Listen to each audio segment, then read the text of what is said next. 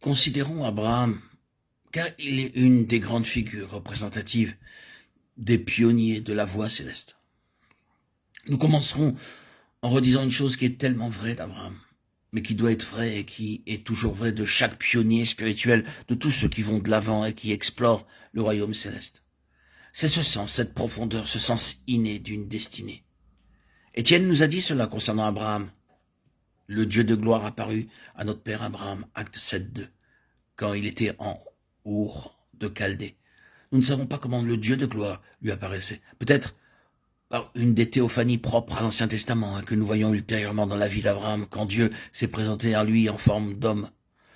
Nous ne le savons pas, mais nous savons que sa vie entière en fut affectée, introduisant en lui ce sens immense d'une destinée, un sens de la destinée qui éradiquait sa vie passée et qui créait en lui une profonde insatisfaction, mais une insatisfaction positive, un profond et sain mécontentement. Généralement, le mécontentement peut être perçu comme négatif, mais il y a une sorte de mécontentement qui est bon. Veuille Dieu que beaucoup plus de chrétiens soient ainsi. Il y avait eu en Abraham l'amorce d'un désir qui croissait et se précisait au cours des années et rendait impossible pour lui d'accepter autre chose que la pleine pensée de Dieu. Il ne pouvait pas accepter une relation de seconde main avec Dieu. Bien sûr, la conscience de tout cela devait croître. Il devait encore réaliser progressivement ce que cela signifiait. Il avançait sur cette voie. Il arrivait à un certain endroit et pensait peut-être qu'il était parvenu au but, et alors il constatait qu'il n'en était rien et qu'il devait aller encore plus loin. Il pensait peut-être maintenant ça y est, mais pas du tout. Il y a encore autre chose. Je ne sais pas ce que c'est, je ne peux pas le définir, l'expliquer, mais je sais en moi que Dieu veut quelque chose de plus. Ce n'est pas que j'ai déjà remporté le prix ou que j'ai déjà atteint la perfection, mais je cours pour tâcher de le saisir, puisque moi aussi j'ai été saisi par Jésus-Christ. Philippiens 3.12.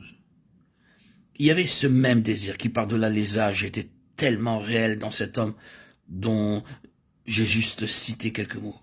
Il ne pouvait jamais accepter que Dieu soit le deuxième, Dieu comme secondaire. Au cours de l'histoire, Dieu n'a pas toujours trouvé la possibilité de réaliser son premier, son meilleur. Les gens n'allaient pas dans ce sens-là. Alors il a dit, très bien, alors, vous serez mes deuxièmes. Et il l'était. Mais les pionniers ne faisaient jamais ainsi. Abraham n'avait pas pu le faire. Ne nous méprenons pas et n'interprétons pas cela mal. Ce n'était pas de l'instabilité capricieuse ou naturelle. Ne pensez pas que si vous êtes une personne qui n'est jamais contente, c'est un mécontentement divin. Il peut être dû à un tempérament capricieux. Vous pouvez être une de ces personnes qui ne peuvent jamais adhérer très longtemps à une même chose, qui sautent toujours d'une chose à une autre. Dans ce cas, vous serez inadapté. Vous serez une personne inapte, à la fois dans le monde et dans le royaume de Dieu. Il n'était pas de même avec Abraham. Il y avait quelque chose de céleste qui travaillait en lui.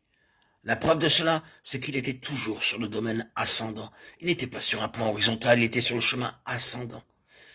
Il faisait sans cesse des progrès. Non seulement sur le plan terrestre, mais spirituellement.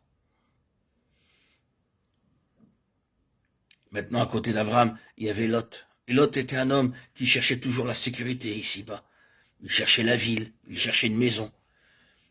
Il détestait cette vie de l'attente. Il voulait se fixer dans ce monde. Il cherchait à être accepté. Mais Lot était un homme faible avec tout cela. Abraham, lui, qui se déplaçait toujours avec sa tante, était un homme fort. Ce n'était pas du tout naturel, c'était spirituel. Ce désir du ciel, cette puissante force spirituelle qui travaillait en Abraham l'avait amené à la très dure école divine. Pour ce qui est naturel et terrestre, pour la chair, l'école divine est très dure. Et Abraham y avait été introduit par ce désir céleste qui était en lui.